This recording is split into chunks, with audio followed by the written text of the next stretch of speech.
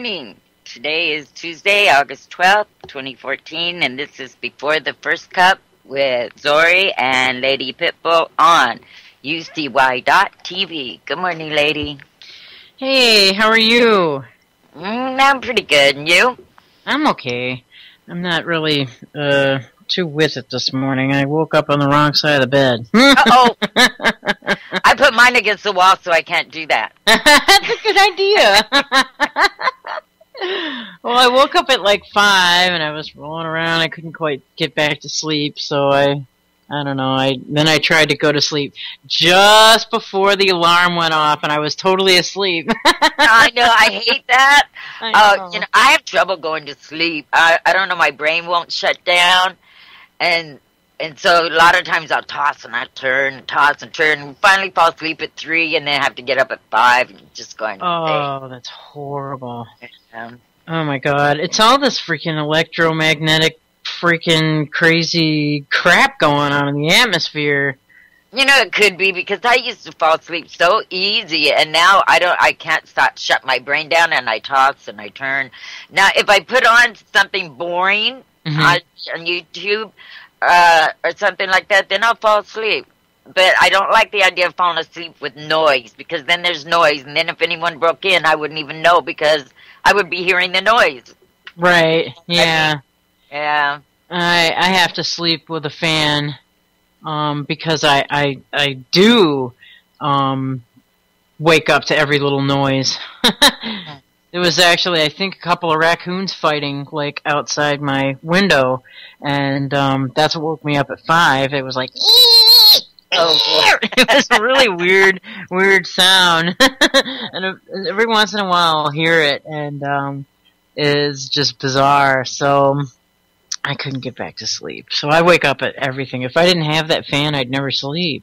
Yeah, I'm at the back of the house, so I don't hear that much, like, as far as the street or anything around. My roommate hears it all. Like, when someone knocks, I never know anybody's here till they show up at my bedroom door or something because I don't hear it. Yeah. But when I'm sleeping, it's weird. I'm a sound sleeper, but if you walk in my room, I wake up right away. Oh yeah. Oh yeah. If somebody messes around, like I'm straight up. I know. I've always. That's one of my fears is waking up with someone standing over me. Man, if someone was standing over me, that'd be the last thing they ever did. I am not kidding around. Oh my! I wouldn't. Well, but one time. My folks used to go fishing every weekend, and this one time they went fishing, and I always stayed home because I don't fish. And this guy that they knew I woke up and he was sitting on my edge of my bed. Really? Oh yeah, and I just lay there and acted like I was still asleep, and he was like moving my shoulder trying to wake me up, and I just acted like I was asleep. And then until he like moved a little bit, and then I just jumped up and ran in my folks' room and locked the door. Jeez. And he left. But nothing happened or nothing. But ever since then, just waking up to having someone over you. Mm-hmm. I don't know. That's why people don't come in my, try and startle me or anything, because I keep my gun on my bedstand right there. And, oh yeah, absolutely. Me too. Mm-hmm. It's right there, right next to my head. Let me tell you. Although these days, the cops will tell you to keep a gun there and shoot if anyone breaks in, but then when you do it and they break in, they shoot you anyway. That's right. So either way, I mean, you're going to get nailed if it's a cop anyway. So that's how I figure it. Yeah. I mean, it's not the way I want to go, but hey, I'm going to defend myself if you don't announce yourself. That's all there is to it. I know. Nobody needs to be in my room unless I, approve it anyway. So, yeah. Yeah. But all my friends know. I mean, even after Linda's let them in, they'll knock at the door and stand at the door. Odie, wake up! Or Linda comes in and shakes me, goes, get up. Dude, I can't believe Robin Williams died. I know. I guess he hung himself. Hung himself? That's what it says. Oh, wow. Yeah. Does it say who? I was reading yesterday. I couldn't find anywhere where it said who found him. It said his wife hadn't seen him since 10 p.m. the night before. Jeez. Let's see. Well, I can get one of these. Let me see. Jeez, man, it's really... I mean, you would think that the guy was happy if he was a comedian, but... I know, huh? But I've read about a lot of comedians that they aren't really happy people, and they get in depressions. And look at him; he had a drinking problem always. Oh yeah. Well, alcoholism that will definitely throw your body into a depression that it sometimes can't recover from. I mean, because your whole insides, you're just turning your insides to like gel and goo. And if you're his age, and if you're smoking, and if you're drinking booze all the time, I mean, you're not going to feel good, and you're going to you're going to be depressed. I mean, that's pretty much it. That's terrible. Yeah, because I remember reading over the years, he turned himself in quite a few times to rehab, and he would stop drinking for a while, and I know it caused friction, and his marriage, so who knows what happened there, but he sure was a talented man. Yes. Brought a lot of laughter to the world. He did, I mean... Nanu. Yeah, exactly. Let's see, It says he was last seen alive at home about 10 p.m. Sunday, according to the Marion County Coroner's Office. Shortly before noon, the sheriff's office received an emergency call from the home, where Robin Williams was pronounced dead. Sheriff officials say a preliminary investigation determined cause of death was suicide due to asphyxia. Robin Williams was 63. Yikes. It's not good. It doesn't say who called? I haven't seen that anywhere in any of the articles I was reading. No, it doesn't say who called. Huh. That's strange. And then, I don't know. And they, like, one of the articles I was reading, it said he has two movies coming out, I guess, and I don't know. And that his wife hadn't seen him since 10 o'clock the night before. I'm thinking maybe they were split up again because of the drinking, but that's just my guess. That's terrible. Yeah, it is. Great loss. It is a very great loss. I mean, people, loved him. Oh, yeah. I mean, well, God, I remember when he was describing golf. Yeah. Oh, my God, I laughed so hard I rolled on the floor. Yeah, I saw that one, too. Yeah. It was funny. Yeah, he had a great Scottish accent. Oh, God, yeah. Oh, we're going to bend the stick and yeah. No, we're going to put the ball the whole way over there with trees and mountains in between it. It's just, oh, God, had me rolling. That's terrible. I just feel so bad. I mean, but damn it, that's what happens. I mean, if he had, stopped drinking maybe, changed his freaking diet, got rid of all the sugar and all the white flour like Lori was just saying just now on the show, and started maybe exercising a little bit, dude, that depression just goes away.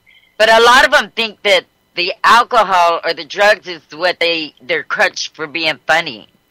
Yeah, there's that too. Right. And even if you're not a comedian, a lot of people think alcohol is the reason why they're not depressed. But that's exactly what makes you depressed. And it just sucks. I'm kind of down on it. I am too. Only because I've seen so many of my friends hurt by it. Me too. And so many of my friends. I mean, really, I can't. I think I've only dated 2 non-alcoholics in my life. Wow. I've only dated one, and it didn't last very long because they seem to, I see personality changes by really weird with people that drink alcohol, like in their personal relationships. Like all they do is yell and get on their spouse or girlfriend or boyfriend, but yet they're real nice to everyone else, and I don't understand that. Exactly. And it's just so freaking ridiculous. Oh my God, my friend called me 2 nights ago. It's like, I passed out in the woods. I'm like, dude, are you freaking kidding me? Are the trees okay? That's what I said.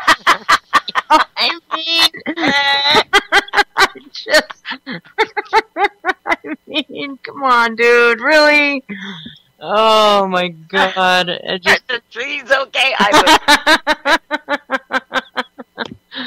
Oh man, I just, he's lucky the cops didn't see that. God. And then he was like, well, I got myself a fifth of rum and I'm ready to start the day. And I'm like, jeez, dude, come on. Didn't you have enough of the trees last night? Come on. I don't know. Maybe I'm lucky. I think I am in a way because I do get hangovers, bad hangovers now, so I don't drink. I might take one little short cocktail or something, but, I don't get drunk ever. But I used to be able to drink like a fish, too, and, until I got older and I started telling my body, no, slapping my body around. I finally got the hint and quit. But a lot of them, they don't get hangovers, so they, I think hangovers are a way of your body telling you, stop. I've had enough. Don't do it no more. And, yeah. Well, with me, I mean, I drank, 2 weeks ago, I think, on Saturday. And then I drank again the Saturday before that, because, I had 2 funerals, and I was, it's kind of sucky. So, but the thing is, both times I was drinking, and I didn't even get drunk. I went straight to the damn hangover.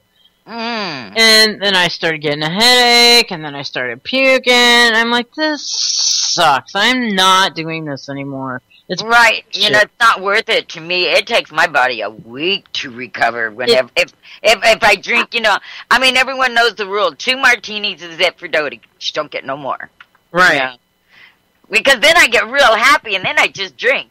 The more I drink, the more I drink. Right. And then I'm in trouble. And I don't change, when I drink. I just don't. I'm no different, really, from when I'm, not drinking to when I'm, totally shit-faced. You can't really tell I'm even drunk half the time. And I can't even tell I'm drunk half the time. I get goofy as hell. I don't. And I'm game for anything. Yeah, I'm pretty much game, but I'm game for anything, right now, sitting here not drinking, so. Yeah.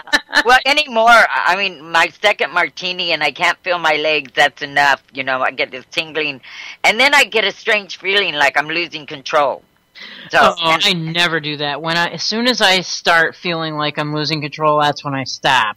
Yeah, that's after my second martini. But then after the third martini, I'm in full control. Yeah. And then the last time I drank, I heard a friend, she's like, can you keep a secret? And I was like, sure, and of course I can keep the damn secret. You know what I mean? So, and Maddie's like, are you drinking crappy alcohol? And I'm like, no, I don't like drinking crappy alcohol. I like drinking top shelf stuff. That's pretty much the long and short of it. Except for, my chocolate wine. I kind of like chocolate wine. Yeah, it's wonderful. I don't know, though. Sometimes I miss my old drinking days. I sure did have a lot of fun, though. Yeah. I'm a happy drunk. I'm just a happy-go-lucky. Nothing bothers me. And I'm game. Let's go. Let's go do it. Yeah, me too. Man, I'm thinking about and here I am, I hate alcohol, blah, blah, blah, blah, blah. But then this weekend, I'm I think I'm gonna go to the Michigan Renaissance Festival, and they've got mead. I never drank mead. I've heard it's good. It's so wonderful. It's just so absolutely fantastically wonderful. It's a honey wine. And they used to, it's honey. Wine out of honey is wonderful. I love the sweetness, and I may have maybe 2, Yeah. So I can't. Yeah, wait. with beers I have 1. Beer gets me drunk. I can sit and I can drink, maybe 3 shots of my tequila rose, Mm-hmm. and I just feel kind of nice, warm, cozy. But I drink 1 beer and I can't find my way home. Oh wow. It's weird. I can't even. I can't even drink beer. I don't like the taste. I don't like the smell. All the craft beers and stuff. I mean, I've tried all kinds of stuff, and they all taste the same to me. Oh, if they're ice cold, like I put mine in the freezer before I drink it, and I let it get almost ice, and then that's the only way I can drink beer. But then too, I still can't find my way home after one. That's funny. I know. It's funny if you're not trying to go home. Yeah, that's true. I just can't. I don't understand how like dudes can be in their own home and like drink a freaking gallon all by themselves. I mean that doesn't make sense to me, man. I know dudes that do that. Oh yeah, my stepfather after work he would go home and he would drink at least 2 6-packs of beer minimum. Yeah. By itself, just sit there and drink. I don't know. Shit, my husband used to drink the 30 packs by himself. I was always a social drinker. I never was one to sit home and drink by myself unless I got real sad about something. But yeah. It's just. I don't know. We all have our thing, though. I guess. Yeah, and the thing is to find out what you can control and what you can't, and stay away from what you can't. Right. Absolutely. And all that beer, unless it's like, I don't know, we've talked about this, I've talked about this with Jules. Anything that's not craft beer is made with like municipal water supplies, meaning fluoride and chlorine. And, that's true too. I didn't think about that part. Oh yeah, big time. Well, there's no way to get away from toxins anymore. I don't care how, like me, I get everything at the health food store, and they're remodeling their store now, and there will be nothing that is not organic, 100% organic in their store. Nice. Yeah, and they're double checking everything to make sure there's not one item in their store that has GMO. They've taken away all the plastic bags. There's only cloth and paper. Oh my God, that's great! Yeah, they're just doing a whole complete. They want to be able to advertise as 100% organic store, and you can go in there and buy, knowing that you're getting, organic stuff, and not have to read every label and shit. So it's really cool. People are loving it. Yeah, and that's wonderful. And you know what? This is the new trend because I'm starting to see like freaking Rado Hell Taco Bell. People are winning with their pocketbooks. That's they are right. watching that. Yeah, that's right. And like I was saying, Taco Bell Rado Hell is they're opening up a new like Mexican food chain, kind of like Chipotle, and because no one's eating their garbage anymore. I mean, some people are still, obviously, but I don't see the long lines I used to at like Burger King and Taco Bell and stuff. No, not at all. And hopefully, all this nasty ass food is going out of business. And like Subway, like recently in the past 6 months, they were putting all these freaking anti-caking agents in their bread and that resemble plastic or whatever. And people started bitching and they had to remove all that. I mean, it's our money definitely speaks louder than anything else. Right, and if you can't afford to buy all organic, at least buy, the things that are GMO, like corn and other things. Make sure you get those organic. But yeah, it's really cool. In fact, I had them all laughing because I usually bought this ginger, and I seen it wasn't there. It was candied ginger, with sugar.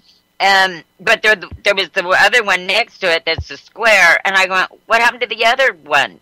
I go, it's easier to chew, and we found out there was GMO in it, and I went, oh my God, is my second head growing out my neck yet? Exactly, Yeah, but they said, we found out that, so they're really researching everything, and the other one's gone, and only the one that doesn't have GMO in it is staying. So they haven't had to get rid of very much. They've always been really good about, and gluten-free, everything seems to be gluten-free now, but yeah, I tell people you can control the food with your pocketbook, what you want to eat, and the more and more people are, like I said, when I first started going to my health food store, it's a small little store with, little produce and this, and now, I can buy everything I need there. I don't That's have to awesome. go anywhere else. See, that's great. And like this past weekend on Saturday, I think I was talking about this Saturday night on after last cup. I went to the farmers market and I bought everything organic, including my meat, my eggs.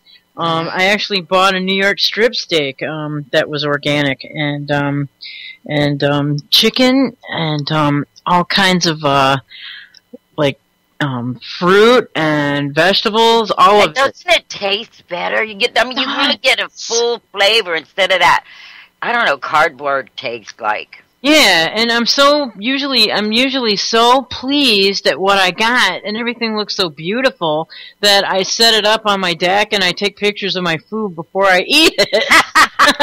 But it's so colorful and brilliant, and maybe. But they have more flaws, though. I mean, I can't stand to go in Safeway and look at their produce. Food should not look picture perfect every time. No, it shouldn't. And that tells you something, because I know we have local grown, and I know from my garden, I go out and get my stuff. It's not all beautiful and perfectly orange or perfectly with no little dents or anything in it. They all have flaws. Exactly. I actually got these organic shiitake mushrooms, and there was a hole bored at the top of it. And I was like, well, what's that? You think the thing's still in there? And no, it's just a critter.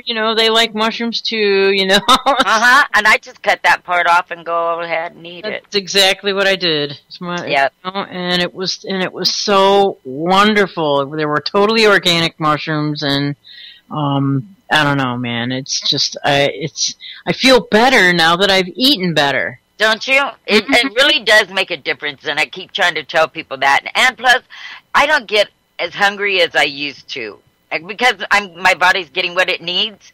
Because before, when I was buying all that other stuff that's lacking in nutrition and using the microwave and stuff, I was always hungry because I wasn't getting the nutrition. Nobody ever is when they eat like that. My poor mother, that's all she does is she lives on those like freaking TV dinners and microwave, and I'm like, Mom, you want to know why you can't lose weight? Yeah. I mean, stop eating crappy and she won't listen. So, and people say that, like, after they eat, like, fast food and stuff, they're hungry again right away. There's something in it that makes you crave food. Because people never used to be this fat. When I was growing up, I don't remember everyone being overweight. I was looking at that. In fact, I was like, I don't know, I was kind of like passing over channels or whatever while I was watching TV, which I shouldn't do, but I do it and I admit it. However, I was like watching Jaws, and people weren't, I mean, there was a couple of fat people, but not the majority. Yeah, I mean, mostly. It was just like, okay, look, everybody's healthy there, and look at everybody now. I was totally noticing that the other day. Mm-hmm. I've been noticing it, too, because, and it has to be the food, because, plus people aren't kids aren't going, they wonder why kids are getting so overweight. Well, they're not outside playing all day. They're sitting in the house, playing these remote games or whatever. Exactly. Kids need to be out running and stuff. But then if you do allow your kid to go out and run around and play, they'll be taken away from you for child endangerment. There was these big giant teenagers that showed up to my Krav Maga class last night. For the first time. It was their first class, and their mother was there, but, and they were full on, 19, 20 at least, and one of them was, like, pretty hefty, and, I made his ass chase me around that whole place, because, we were having the knife, and you really have to avoid a knife. If you're trying to get stabbed by a knife, you have to avoid that shit. You can't, like, go and, chasing the knife around because you're gonna get hit. So, but, and I made that dude chase me all over the place. I'm like, come on, man, let's work this off now. Come on. Yeah. Now, I'm chunky, but you know what? I'm fit. See, and there's a difference, like, you're the structure that your body is framed for, mm-hmm. because, and most people are used to be, you know, but unless you just sit and eat and eat and eat and don't do anything. If you don't get up and move around, you know, the only way a diet's going to work and stay gone, I tell anyone, I don't care what kind of diet it is, you're going to fall off of it. You eat what you always eat, what you like to eat, just eat smaller portions and get out and exercise. Yeah, that's right. The exercise is really important. Like, it is. I got into CrossFit too, and I haven't, you know, really done it all summer, which I really should. I was doing it 4 days a week, plus the Krav at night, but now I'm only down to like once a week with the CrossFit, which I need to increase that. But I'll tell you, CrossFit saved my life.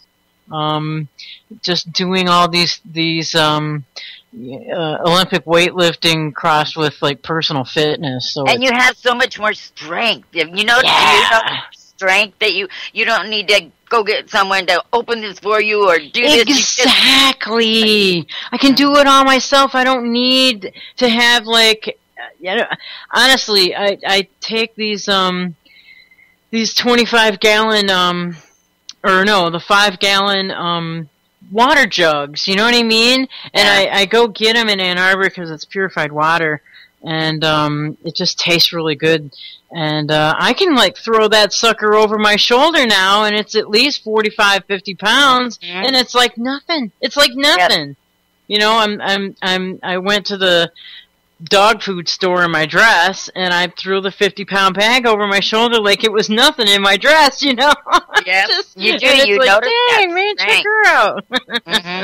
And yeah, I usually ride my bike every evening, but it's been just too hot. I haven't even started yet, but I'll go.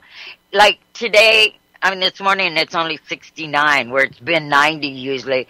So pretty soon I'll be starting to ride my bike every night. I go out about 11 o'clock at night, and I ride until about 2 or 3. In the morning? Uh-huh. Oh, it's wonderful. It's cool. There's nobody out. You can just drive, and I put on my headset, and I just cruise, and I love it. Wait a second, Toadie. Hang on. Hold the phone. Hold everything right now. You go out at night where you can't be seen by a driver, and you wear headphones? Yes, I can. I have lights all over my bike. Oh, okay. I'm very noticeable. And you know, I can see a car coming from a long ways away, so, you know, I have plenty of time to get out of the way or what. I mean, I go riding down the middle of the road in between the lines, you know, trying to, and it's cool.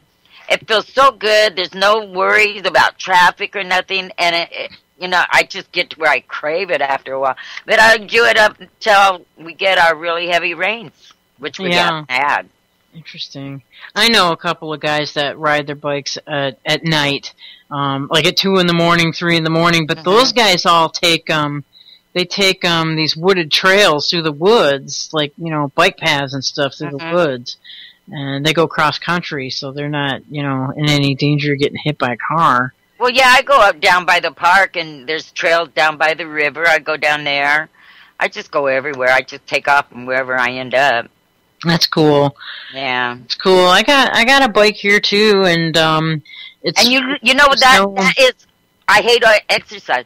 That is an overall exercise program because you're using every part of your body, and before you know it, you know, when I first started out, I can only stay out maybe an hour. By the time I'm done, I can stay out 4 or 5 hours easy. Cool. Maddie says he wants to go for a 2:30 ride with you. All right, it's fun. It is. It's so cool. And, you know, I've never, ever had a problem with anyone bothering me. Ever. That's good. I would just be afraid that I wouldn't be seen by a drunk or something. You know what I mean? Well, at that hour, you can pretty much tell the drunks, and you can see them coming from a long ways. Yeah, I guess so. You know, and not like in the daytime when you don't know which one is that drunk. Oh, man. And it's a good time to think. You know, I could just ride, and it just, I don't know. I love it at night, riding. In the daytime, there's too much stuff going on. You never know who's going to swerve and hit you by mistake or... Right. Oh, I know. That's what's messed up. I've got a bike that, you know, it doesn't have any gears. It's the old-fashioned back pedal brake type. Mine has 21 gears. It's a mountain bike, though. Oh my God! Mine no No freaking gears on mine, dude. I've got the big fat tires on it. Fat tires. I got the fattest tires I could find. But I just, like, was in a bike shop the other day and I found, like, a bike that has twice the width of the tires that I've got. I'm like, man, I want that one now. Yeah, my mountain bike has big tires, and I even put those liners in them, you know, because of where I ride everywhere, and it's a bummer to get a flat and can't fix it. Yeah. You're out. Big time. Big time. I've got a nice little path that I take. They, I don't know, they redid the sidewalks and the roads here like 2 years ago, and now it's like a beautiful, nice, perfectly sidewalked, and they put bike paths, like, you know, on the side of the road, so it's pretty cool around here. I absolutely love it.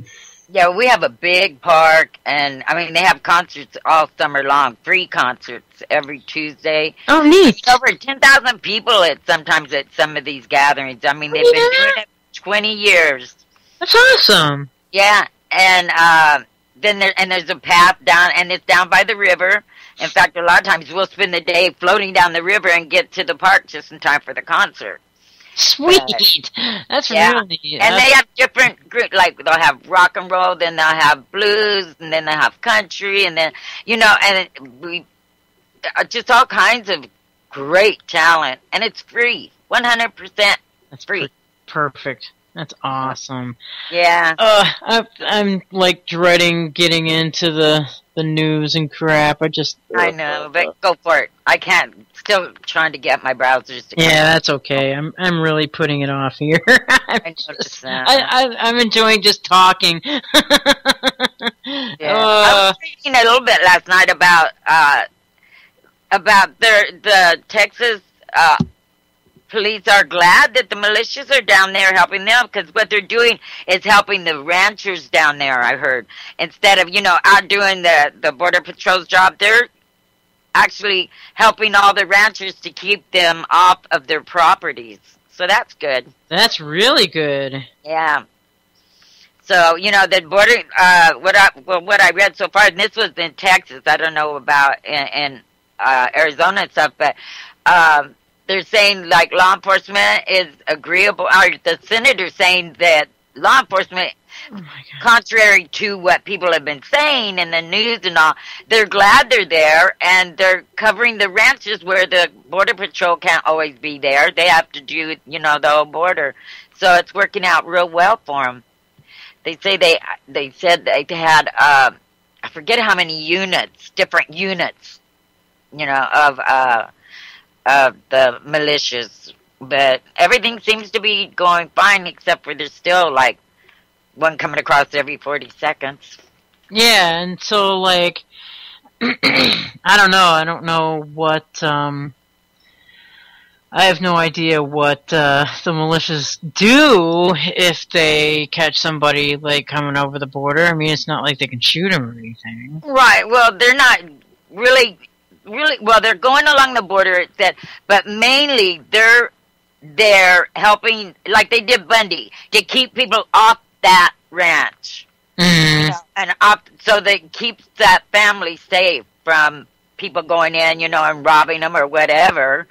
But that's mostly what they're doing, is helping the people that live along the border, is the part that I read. So that's cool, you know, and they say it's going real smoothly, so that's nice to hear. Oh my gosh. But still, how many, you know, and then what happened, Obama, I don't know how anyone can support this man. What does he do? He sits there and he says, oh, well, okay, we sent, you know, bombs for Iraq, and then he happily gets in his plane and goes off to play golf. I know. Doesn't do a damn thing about immigration and all the trouble down there, and they go off on vacation without doing a damn thing. What are they in office for, people? Oh, that's interesting. So, okay, well, this segues totally into that. This is definitely something that goes down the memory hole. It's a video, and which I can't play. But the flashback is that Obama promises no vacations for himself as president. So it says Weasel Zippers. Wow, that's a great name. Weasel. Oh my God. That'd be a great name for a damn punk band, Weasel Zippers. Yeah. Hell yeah, man, I'm down with that. It says Weasel Zippers has revived an old video of Barack Obama promising not to take vacations if he were elected president. The video show features Senator Barack Obama discussing his book, The Audacity of Hope, with New York Times columnist Bob Hubert in 2008. The future president was talking about how those running for president need to be prepared to give their life to it. Man, that motherfucker talked a good game, didn't he? Oh, it says, quote, the bargain that any president strikes with is, you give me this office and in turn my fears, doubts, and insecurities, fobbles, need for sleep, family life, vacations, leisure is gone. Obama said, I'm giving myself to you. Yeah, sure. Obama went on to say that, quote, the American people should have no patience for what's going on in your head because you've got a job to do, unquote. Really? And that people should only run for president if they're willing to make that sacrifice. Did he? I wonder if he ever said one truth in all his campaigns. Hell no, he didn't. Absolutely not. It says, when asked by the host if he could imagine himself making that kind of a commitment, he said, sure! Weasel Zippers used the quote to criticize Obama, saying he then proceeded to hit the golf course 186 times and counting! The president has also been criticized for taking vacation to Martha's Vineyard while international crises were occurring. Really, you think so? Or after he signs a bill like the NDAA, so he doesn't have to hear anything. He goes off on vacation. That's very nice. Exactly. Oh my God. So, you know what? I don't know, man. I mean, the dude, the guy just, everything that comes out of his mouth, you know, how do you know if he's lying? Well, his lips are freaking moving.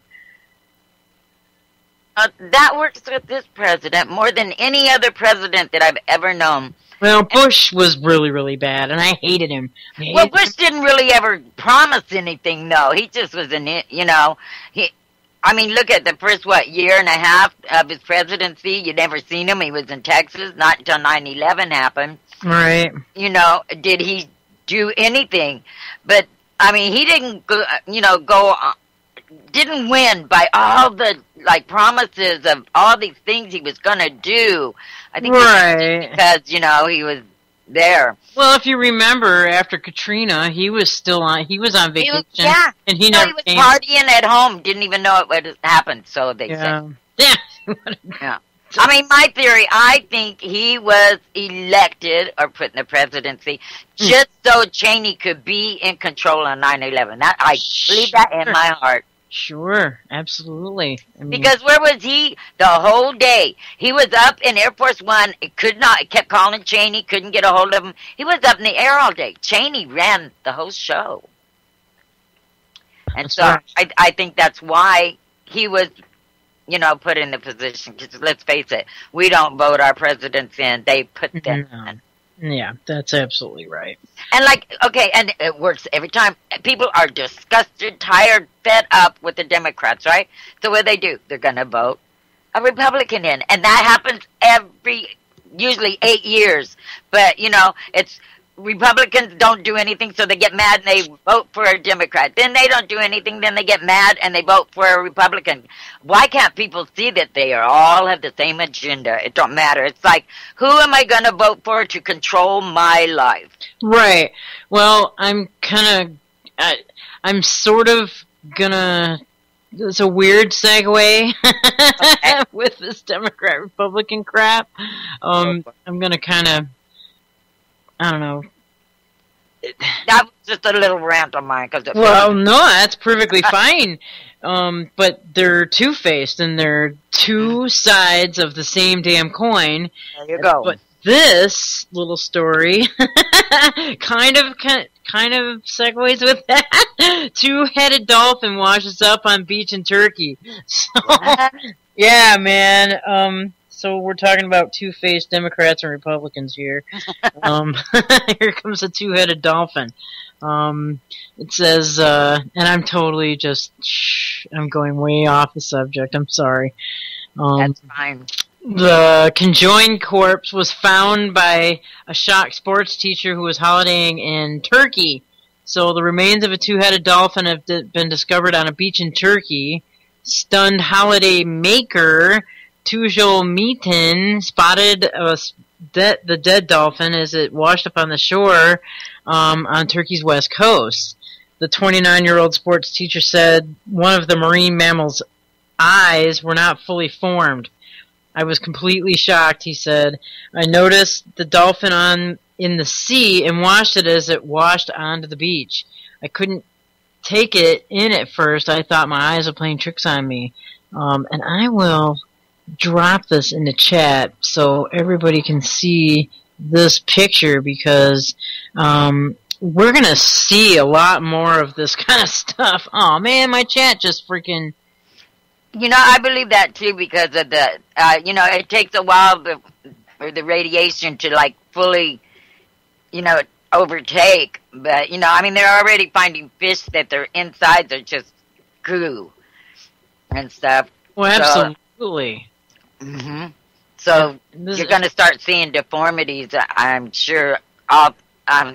Who knows what people are eating? I stopped eating fish when they found mercury in the creeks and stuff. But people who eat lots of fish, I just couldn't imagine it. I'm not eating fish anymore. I'm just not. I love it. I love sushi. I love all of that, but I haven't eaten it in quite some time. Yeah, I used to love rainbow trout. We have a lot of that up here, and it is such a good fish. But since they found mercury in all the creeks in this country have mercury in it, and that was found even before Fukushima and stuff. And I stopped eating it back then. But I like catfish. Ooh, cook me some catfish and some butter and garlic and herbs. Oh my God, it melts in your mouth. See, I won't eat that really because it's a bottom dweller. Yeah, but it's still good. I would, of all the fish, if it's cooked right, I prefer catfish. Right. Yeah.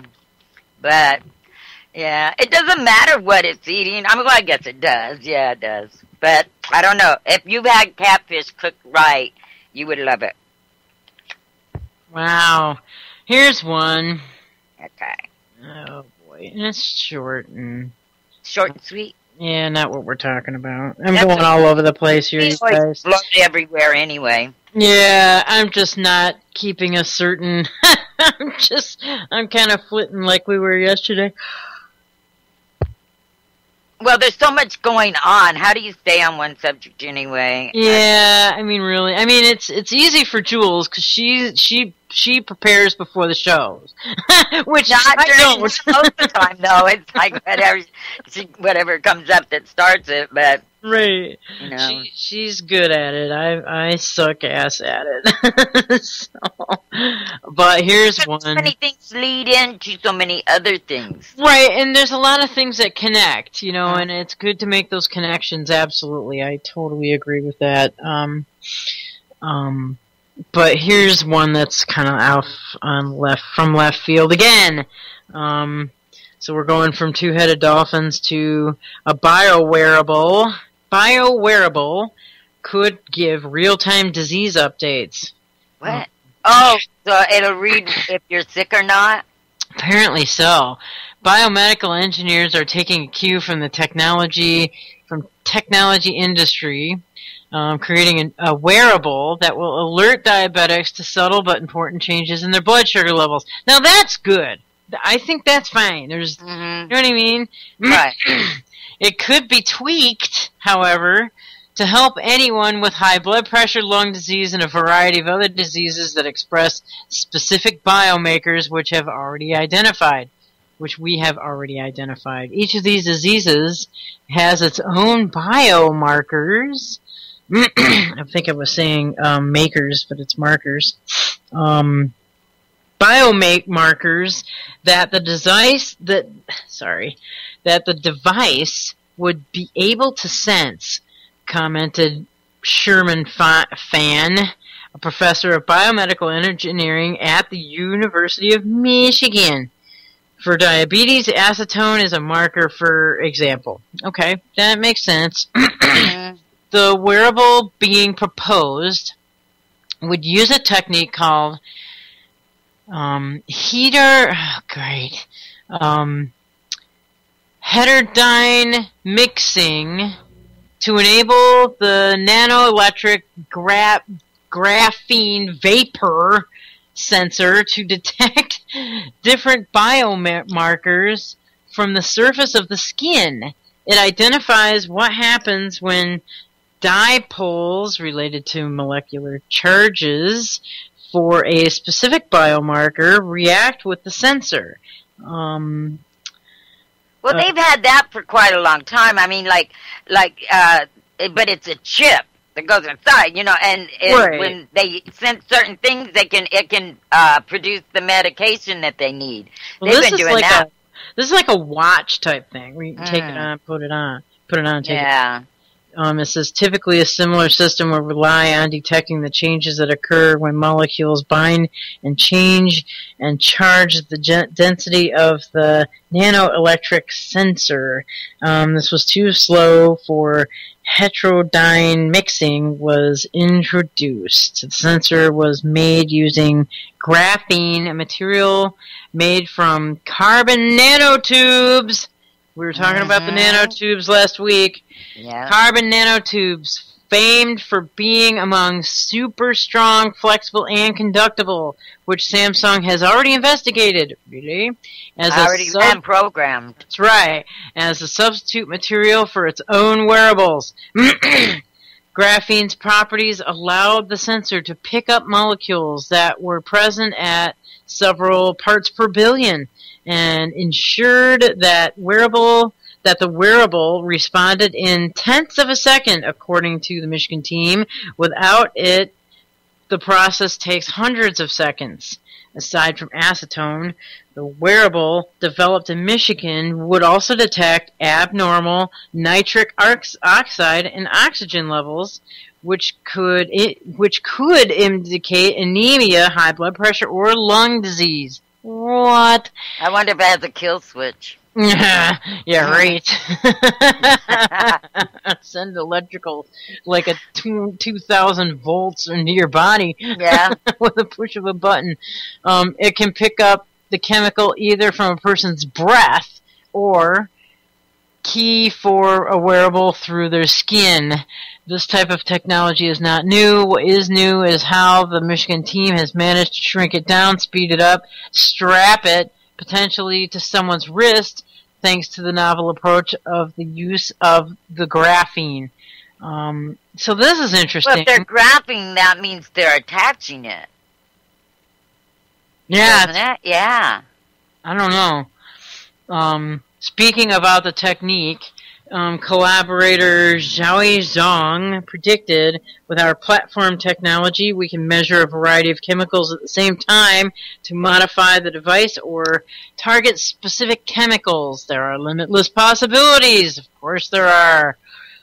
Expanding its uses would mean developing new detection algorithms for different biomarkers, and the team suggests it could be used to detect chemical leaks in the lab or accumulate stats on pollen if members of the public wear them daily.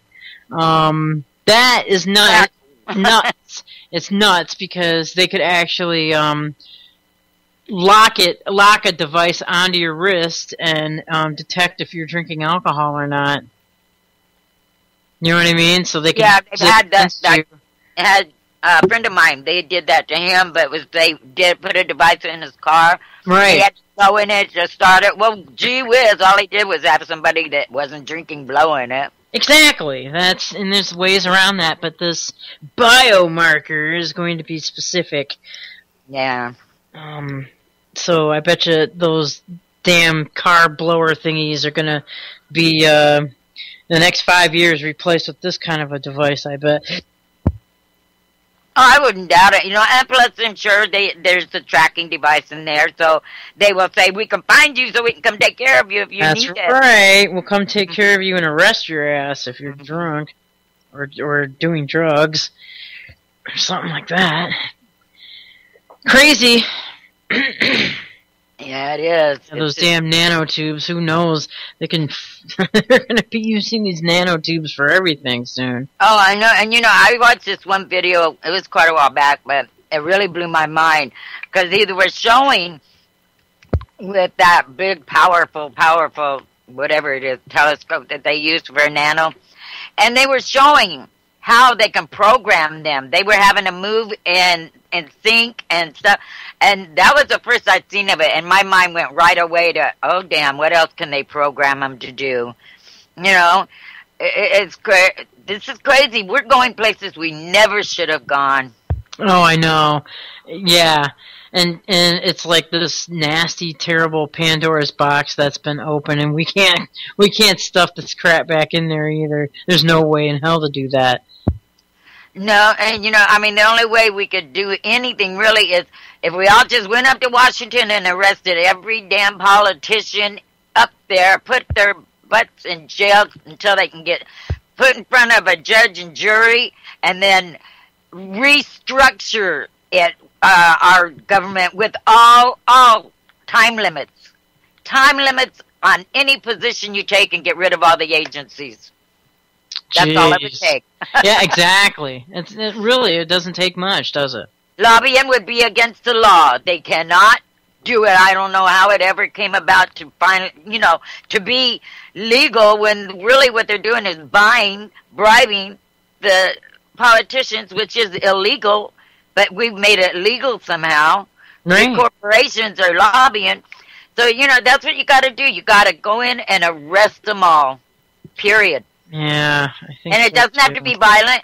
There aren't that many people in government. Look at the tiny dot. Go watch that video. I keep telling people, we have the power. I mean, even with our little meeting here on geoengineering, we got stuff done because there were so many of us. And they've all broken the law. We have a reason to arrest just about every single politician. Yeah, I mean, and charge them. I mean, it's not good when we break the laws, but they can break the laws right, left, and center, and they get away scot-free.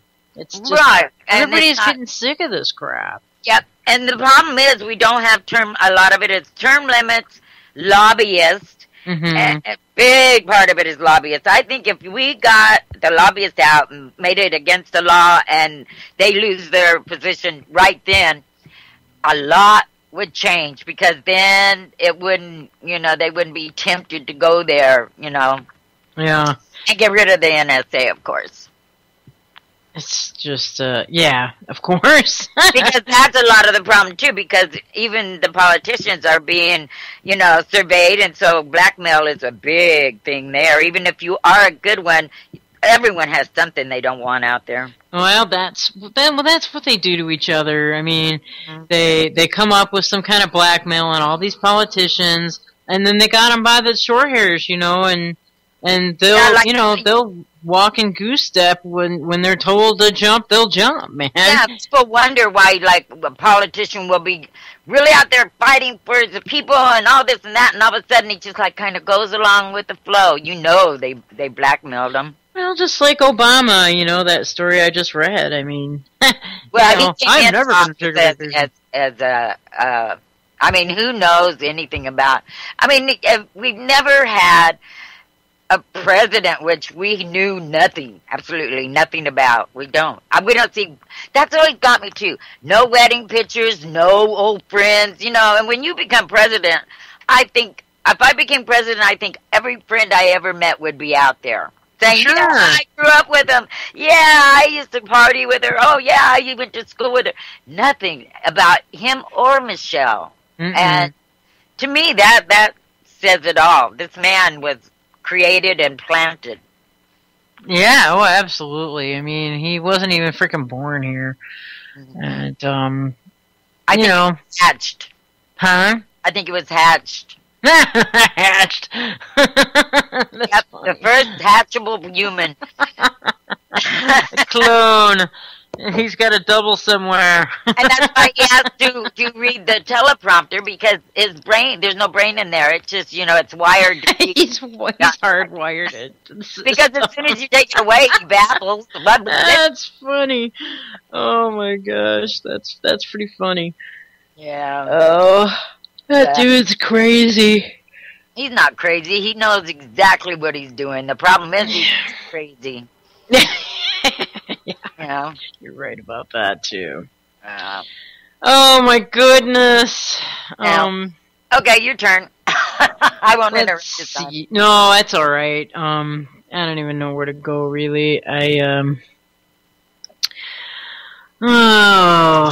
almost just want to keep it light, because all this, I mean, it's like we talk about the border, we talk about Africa, we're talking about Ebola, we talk about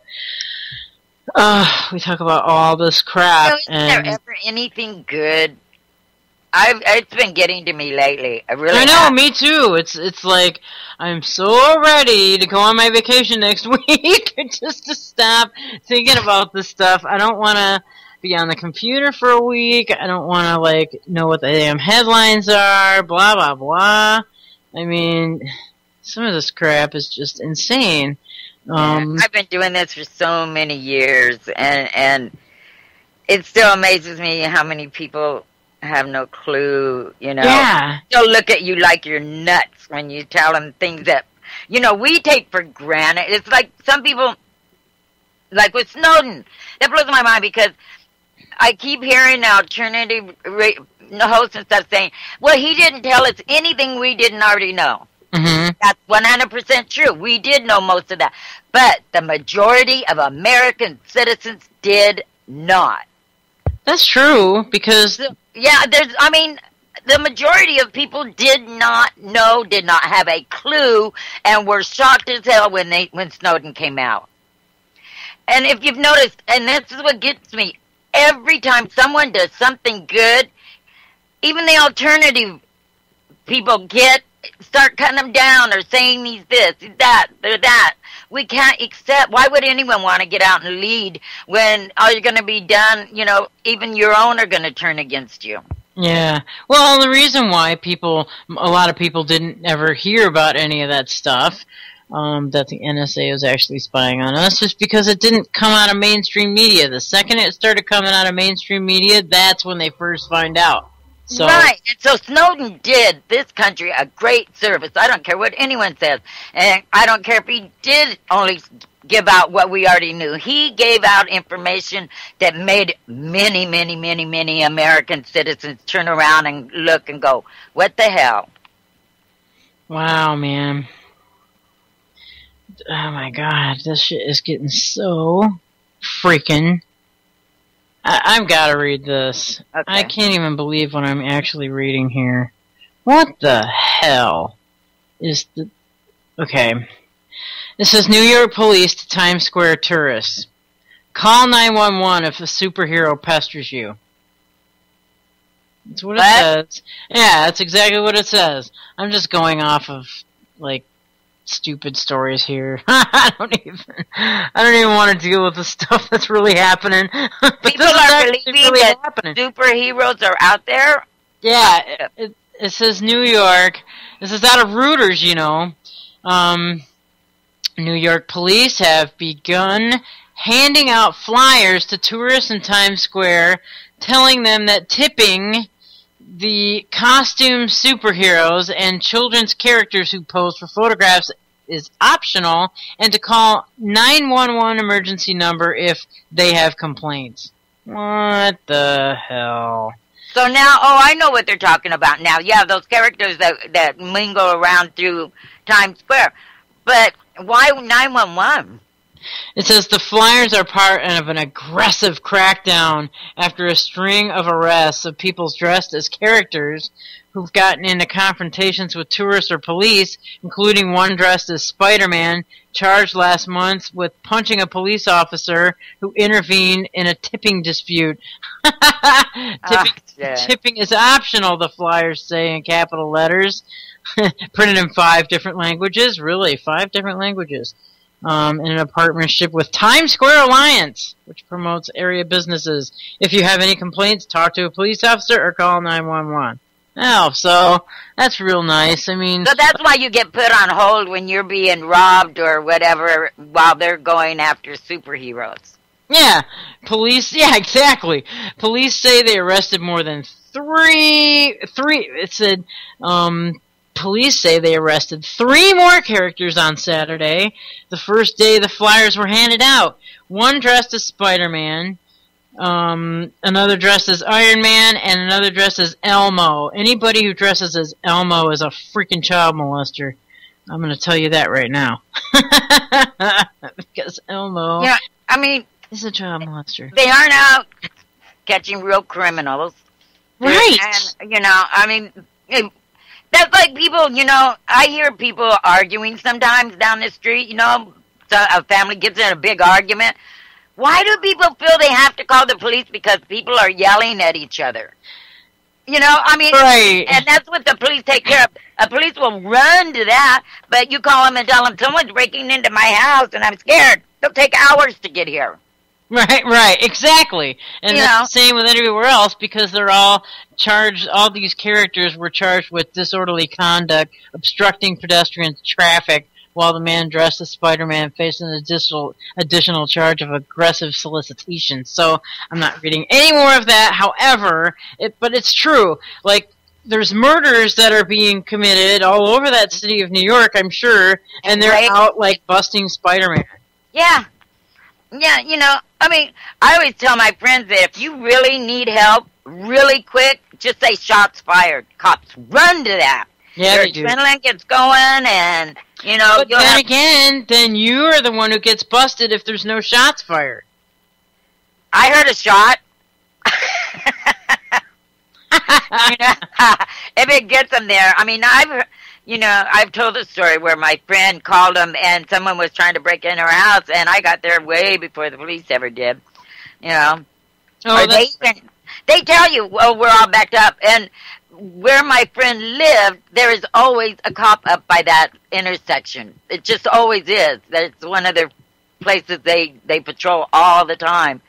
It's just, They aren't there to protect and serve. They're there to enforce the laws, and who knows what the laws are? The cops sure don't. Yeah, they don't know either. They get mad when you tell them. They make them up as they go. And they do. Ever since the drug war, there's never been a time that laws were just created on the spot as they were since the drug war started. Yeah. And I have their training manual, and it actually tells them in there how to build charges on top of charges on top of charges so that the DA can come in and go, okay, we'll drop these, and if you'll confess to this, and you have done nothing, but, and then the DA always makes it perfectly clear to you that they get a 99.9 conviction rate. So either you say you're guilty, don't matter if you are or not, or you take your chances. And juries have been dumbfounded. They'll just say guilty to anything. So, our judicial system is not the best in the world. It's so corrupt. I swear, I bet 99.9 of the judges are crooked. A little less than that, maybe. I'd say maybe a little less. 5. But, you see it all the time. Judges making millions off putting teenagers in prison, in juvenile hall for long sentences. People being sent away for 25 years or for life, 3 consecutive life sentences for introducing 2 people together. Or they're just crazy. Yeah, it just pretty much goes with the mindset of the people, and something that illustrates that pretty good is, I'm just going to read the headline of this. this is like the mindset of everybody. And it just refreshed on me, so I totally lost it. Let's see. People just don't give a crap about each other anymore. And, you know, if you're making money off of putting people in jail and you get big bank off of that, you're going to start making up shit. You know what I mean? That's, you know, and attaching, like, laws that don't exist. Or that can't be really enforced. Deciphered what it is. In fact, you know, one guy, he wrote a letter to the editor, and I found it so fascinating, and that someone actually has seen this, because people here have been complaining because a lot of people that are being released from prison are being released here. Well, he said, wake up, people. Remember 10, 15 years ago when we started sending people away in the drug war to prison for 10, 15 years? Now they're coming back. And now they are criminals because they've been in a prison system for all these years, which they weren't criminals, real criminals, when they went in. So now we brought this upon ourselves. And it's so true. That's right. You know, it's like my landlady. I can't get it to her. She'll go, if they're in prison, they did something to deserve to be in there. They shouldn't have broke the law. And I just look at her and I go, you know what, honey? You break the law every single day. There isn't a day you could go a whole day without breaking some law. And so you should be put in prison for years, you know, especially if there's no victim. Does she understand that concept? She doesn't get it, does she? She still thinks that if you're in jail, you deserved it. You did something. You broke that law. And that's what I just, you know, she's starting to come around a little bit, but, you know, until it happens to someone you know personally, most people just think, no, everyone that's in jail deserves to be put in jail, and everyone, you know, that gets put to death needs to be put to death, and they're all guilty. Exactly. They don't understand how the system works until either they've been through it themselves or a loved one has. And then they see it, and then, oh my God, they change their tune pretty quick. But, if their son or daughter or their niece or nephew gets arrested for smoking a joint and they want to send them away for 25 years, all of a sudden you don't think that's so bad. Exactly. But, I mean, hey, you must have done something to deserve it. And meanwhile, these people that are running these prisons are making bundles of, I mean, you know, the PIA, you know, that's a thing with me. And they are making billions of dollars profit every year, and no one keeps, you know, they put it out there, but then, you know, it's slave labor. I don't care how you look at it. And if you don't want to work for them, they put you in solitaire. So, you know, it's the prison industry just grew outrageous when they did the war on drugs. That's why they did the war on drugs. I think this was all orchestrated, and it's a good way to get people, you know, out of, you know, where they'll come out and go back and forth, go back, because when you get out as a felon, you can't find work, and you have all these restrictions, and then you're usually on parole. Like my friend got out, and he was on parole, but he was a bartender. They wouldn't let him bartend. So really? Yeah. And he wasn't arrested for drinking or anything, but yeah, he couldn't be, it was the wrong environment. He wanted to go out and work in the woods because he was a tree faller too. Nope, we can't keep track of you out there, you know, and so he's stuck. Well, how am I supposed to work? You know, they don't care. And then, you know, then what do? You go out and you commit crimes to live, and then you go back to prison, and then they make money off of you. It's this ever-revolving door that they've got, and it's designed to keep it revolving, too. And, you know, I mean, what a racket. And then they send them far from home. And then their phone calls are 3 times, 4 times as much as a regular phone call. Oh, yeah, I've been through that, believe me. Yep. Jeez. And, you know, sometimes, I mean, when people are first put in prison and their spouses don't realize how much these phone calls are, and some of them have run $400, $500, $600 a month. Yeah, absolutely. Yep, they get to call on, you know, collect, and it's just, it's insane. And then they move them far away from their families, so the families can't come visit them. And right, I mean, this is how it goes. I mean, this is how. yeah, because people will forget about people after they've been gone for 5 years, 6 years. People tend to just forget they even existed. It's sad, you know. And what was it? I seen they were doing an interview with, I think it was DEA. Anyway, he was going, well, most of the people in prison are not in there for drugs. Can you believe someone saying that? Who the hell would say that? I don't know. It was he wasn't a congressman. I'm trying to think if he was I can't remember. But he actually said it with a straight face. He said, no, actually it's rapists, murders, and the like that are in prisons. It's the bad guys. It's not mostly drugs. It was on some talk show that, you know, and I think it was someone in the DEA. Well, that's what they do. They say they tout the line that they want everybody to talk about. They, you know, the talking points, you know what I mean? And they'll say that crap all over the airwaves on TV, and that's what people really, really believe, because, okay, they heard it on TV, there was the suggestive seed that was placed there, and so that's what they do. They run around and go like... And they want to protect our children, you know. Oh, yeah, all the drug dealers, you know... Yeah. I don't get how people really fell for that. That all the drug dealers that are out selling drugs to our 10-year-olds. 10-year-olds don't have enough money for drug dealers. You know, it's so crazy. They are not in our elementary school selling drugs to these little kids. They're, you know, I don't know. It's just, everything is to save the children, but what they want to do is take the children away from the family, arrest, and then they'll turn bad, and then they get to arrest them, and then they get to put them in prison. Wow, guess what? Yeah. If you stand back and look at it, that's what it is. I mean, look at how many of our schools look like prisons now.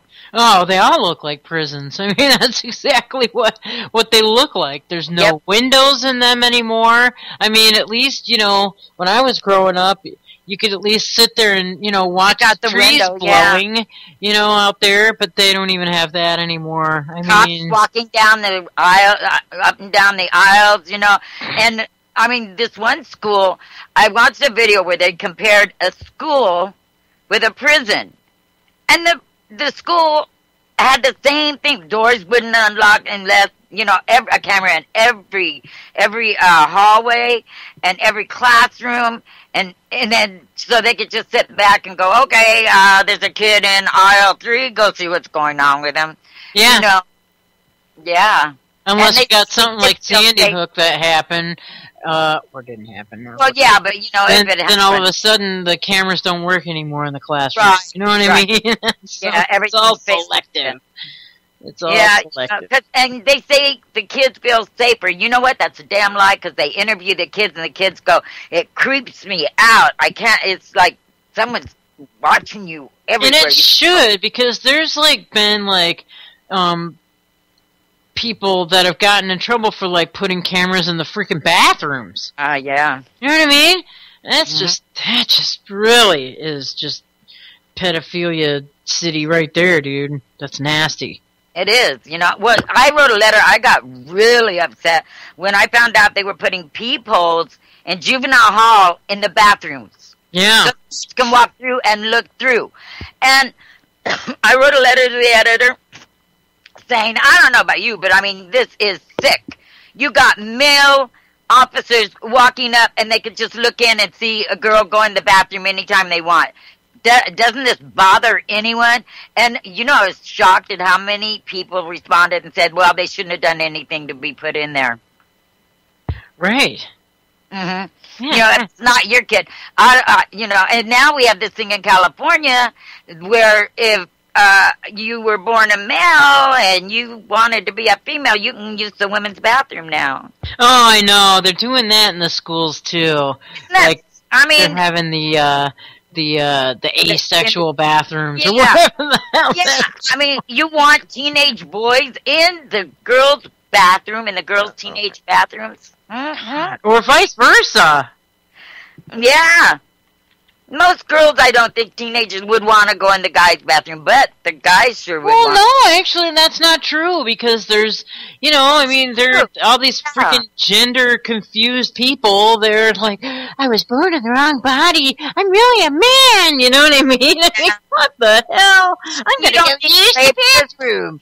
Files and predators aren't going to use this to the max. Oh, you know it. It's just, and I don't know.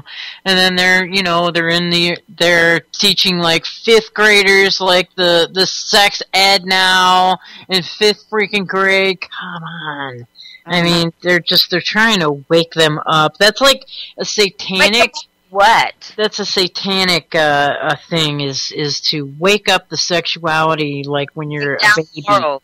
You know, and then young girls, the GMOs and stuff, they're what? Starting their periods at 8 and 9 years. Oh, absolutely. They're pushing that whole thing, like I just said. I mean, they're bringing these kids into puberty early. They're starting to sexualize them early, getting them aware of this kind of crap earlier and earlier and earlier. And breaking away from the family unit. Your parents, nothing. They're old school. They just don't know anymore. They're not modern. It's a freaking, it's what it is a satanic mindset, satanic mind control, and and it definitely stems from that, because that's what they do. They try to, you know, as soon as you become born, you can be sexually awakened. You know what I mean? It's just and you know, sick. I remember being shocked the first time I heard about pedophiles, you know, like, and they're usually rich older men that are pedophiles. So, and I remember it was so shocking. And now you hear about it and people don't even turn their head. No, because, you know, after you turn 18 and you want to, like, you know, you chase like 14-year-old girls, then you're going to be, now everybody's on the sex offender list. You know what I mean? I knew this freaking 20-year-old kid who did that crap, and oh my God, it just made me sick. But he got busted, thank God, you know, but he was a real creep, this dude. Oh my God. But they're doing it younger and younger and younger. That's my point. You know, yeah, and they're almost making pedophiles legal.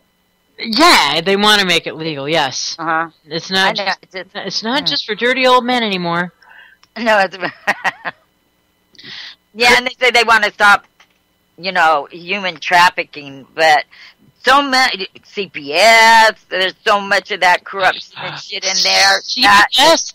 They actually freaking go and hire like sex offenders, man, because that's what they're about. You know, I mean, it's like a freaking smorgasbord for them. Well, I remember this case, God, it must have been 20 years ago now, but this daycare center had a tunnel, and what they would do when the kids would be dropped off and everything, they'd go through the tunnel and take them off, and they would be, you know, they'd take them to pedophiles or whatever, and then just threaten them and terrify them if they told their parents anything, and would bring them back. And finally, after they found the mother and son guilty, they found, you know, of the trauma and everything that they put on those kids.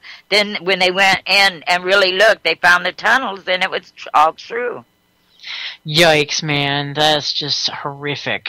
Isn't it? And, you know, you threaten, we'll kill your mom and dad if you say anything. Right. You know, and what little kid's gonna, you know, not believe you when you're doing mean things to them? Well, sure, absolutely. It's trauma-based mind control is what this is. You know what I mean? That's why that kind of thing works so effectively, because if you inflict trauma on a small child and then you implant or instill ideas and thoughts into their head, then it takes. Well, yeah, and if you've ever listened to Kathy O'Brien, yes, you know, they have to get you before you're 5. That's right. And start the trauma, and then continuously, like what was it used to be called, like split personality, when multiple personality. Believe me, I know all about this kind of stuff.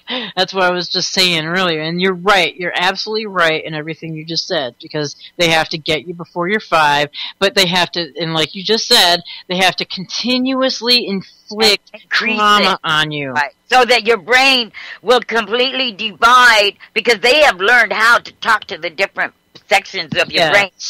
And you don't know you have all these sections, and they can train certain ones to do certain things, and that makes so much sense That's right. to me, other than just schizophrenia, or just... I have a very good friend that happened to. Mm-hmm. And she grew up like that. And she was a victim of satanic ritual abuse all of her life. So, and I could tell you some of the milder stuff. When she was at home, with her foster family, the mother would, have everybody empty their plates onto her bed, and she would dump the garbage on her bed, and she was forced to sleep on the garbage, like every single night.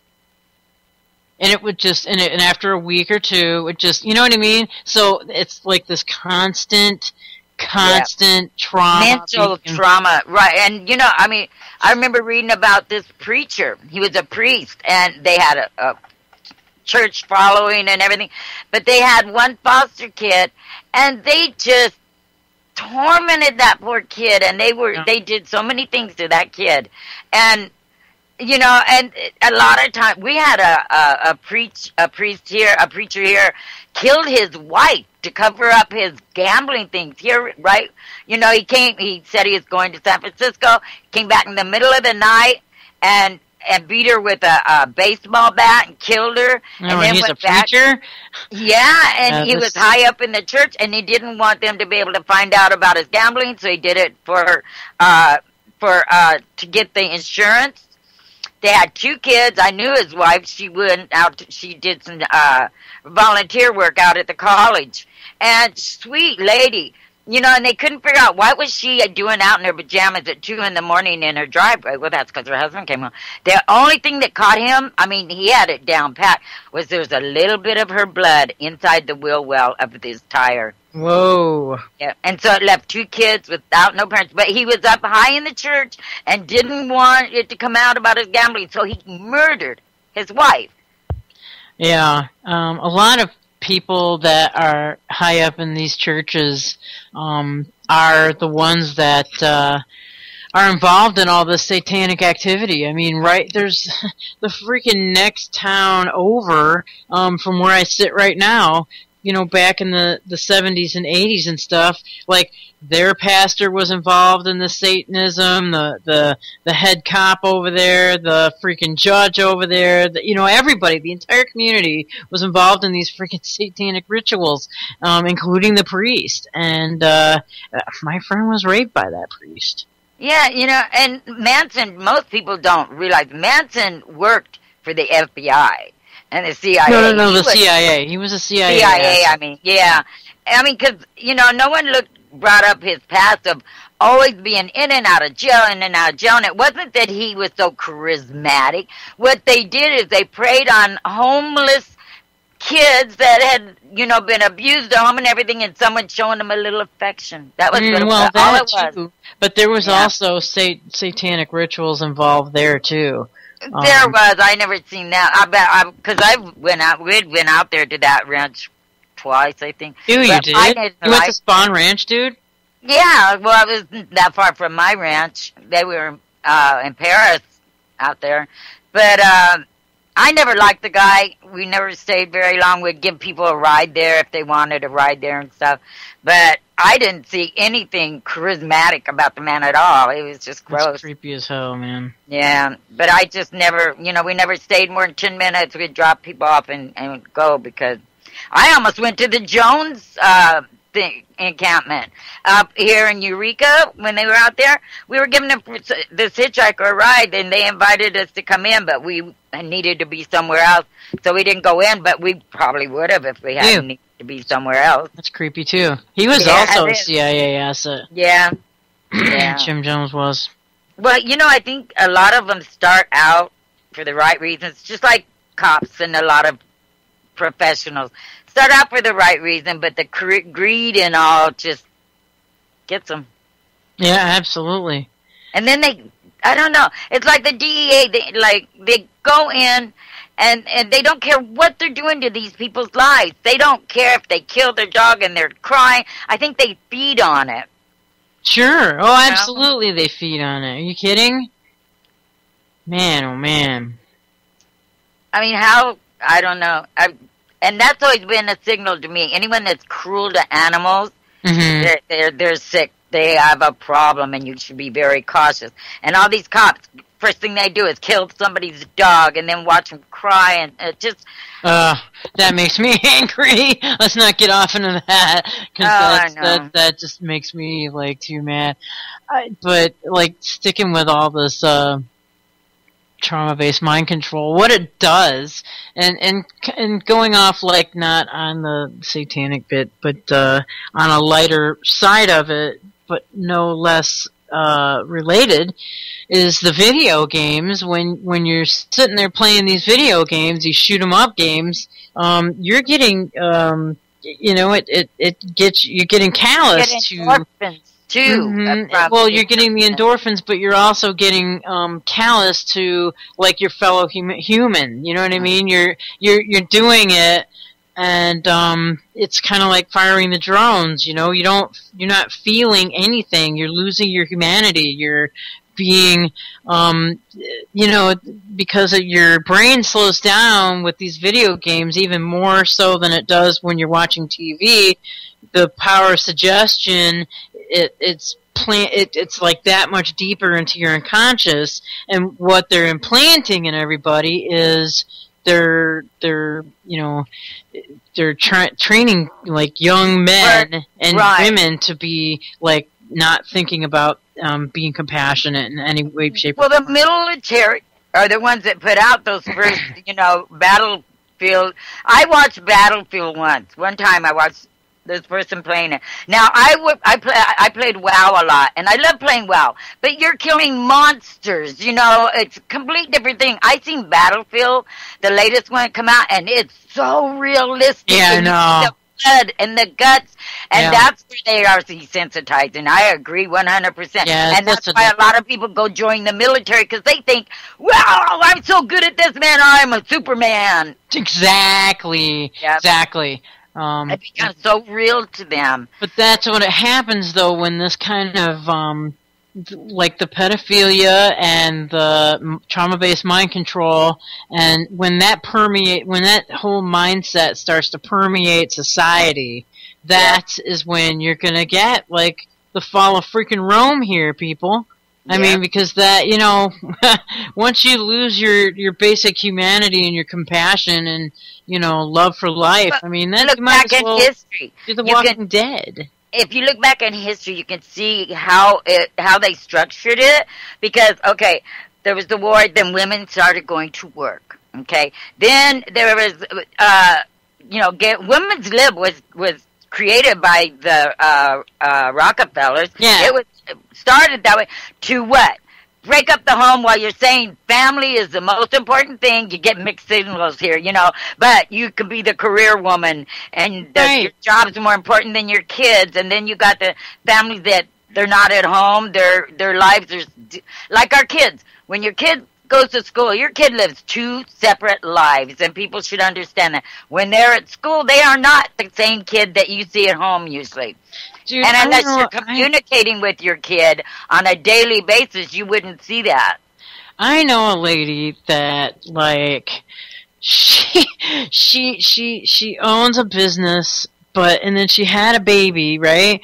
And instantly, like in the first couple of freaking days, she was out of the house, back to work, and the baby's like with a nanny, and it just boggles my brain, man. I can't even deal with it. That it's like everybody's humanity has been sucked out of them. Well, my daughter was going to go back to work after she had her first child, and I kept telling her, no, at least stay home the first 5 years, and this and that. But not even for the first 5 years, at least for the first 6 months. I mean, she was going to go back to work, after the 6 weeks. And then, you know what? As soon as that baby was born, she quit her job, and then she just created a business of her own, she's a photographer of families and kids. She goes and does pictures. But yeah, Great. as soon as that baby was born, the bond was there, and she could see what I meant by, no, you don't want to leave your baby with others. Right, and she didn't ignore it. Like most Yeah, she did. She said, and they wanted her. I mean, she was real high up with Ramada Inn. But, yeah, she just said no. She's been, you know, she has 2 kids now, and she has her business at home. And she did it smart. That was the smart way to do it. She was a smart kid anyway. Geez. Yeah. She did things that I don't. Well, I guess I would have when I was young. But like when she got out of college, she put all her stuff in storage and went and worked on a cruise ship for a year. Left all friends, everything, because she wanted to see the world. And I mean, that's to me is a tough thing, to give up all your friends and everything and just go work on a cruise ship. Just because you want to see that's cool, though. I mean, she had the moxie to do it. You know what I mean? She got a job, a paying job doing it.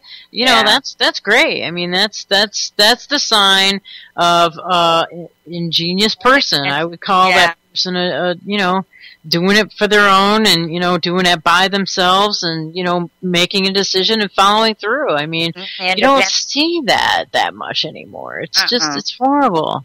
Well, all the kids are staying home living with mom and dad now because they can't afford to go to school or find a job. Yeah, and it's becoming just terrible. I mean, I'm not, you know, I'm guilty of that in some ways too. I don't live at my parents' house, but sure, they help me out, you know, sometimes, and I gladly, you know, sometimes I need it. So, but I'm. But they say right now, I'm out there working. At least I'm out there, like, trying to make it better. I mean, I'm actually doing that. They say now more kids after college are living with their parents than ever before. Yeah. And then a lot of times the married, you know, your married kids are living with you because he can't find work, you know, and they're. Oh, I still say, if your business leaves this country, you leave with it. You go live where you're gonna, you know, use these slave labor. Yeah, go and witness it firsthand. And don't get all the luxuries of living in the United States while you're using, you know, you got your company somewhere else using slave labor, and you're living off the fruit of their labor here in this country. Yeah.